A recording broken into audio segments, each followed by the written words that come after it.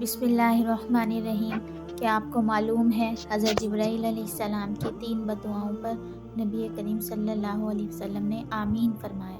ان میں سے ایک بددعا میں آپ لوگوں کو بتاتی ہوں۔ روایات میں ہے کہ ایک مرتبہ نبی کریم صلی اللہ علیہ وسلم نے منبر کے پہلے درجے پر قدم رکھا تو فرمایا آمین۔ جب آپ صلی اللہ علیہ وسلم خطبے سے فارغ ہو کر نیچے اترے تو صحابہ نے عرض کیا کہ ہم نے آج آپ سے منبر پر چڑھتے ہوئے ایسی بات سنی جو پہلے کبھی نہیں سنی تھی۔ آپ صلی اللہ علیہ وسلم نے ارشاد فرمایا کہ اس وقت جبرائیل علیہ السلام میرے سامنے آئے تھے۔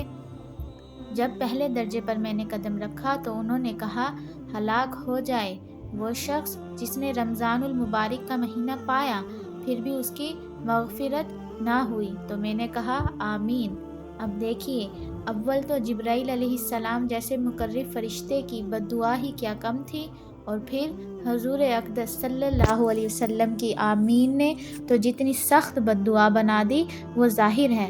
رمضان المبارک میں مغفرت اور اللہ تعالیٰ کی رحمت بارش کی طرح برستی ہے، بس جس شخص پر رمضان المبارک کا مہینہ بھی اس طرح گزر جائے کہ اس کی بدعمالیوں اور کوتاہیوں کی وجہ سے وہ مغفرت سے محروم رہے تو اس کی مغفرت کے لیے اور کون سا وقت ہوگا اور اس کی ہلاکت میں کیا تعامل ہے۔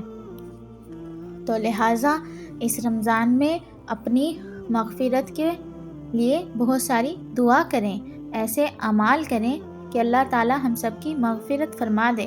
اللہ تعالیٰ سے اپنے گناہوں اور کوتاہیوں پر توبہ کرنی چاہیے۔ جزاک اللہ خیرا و احسن جزا فی الدارین۔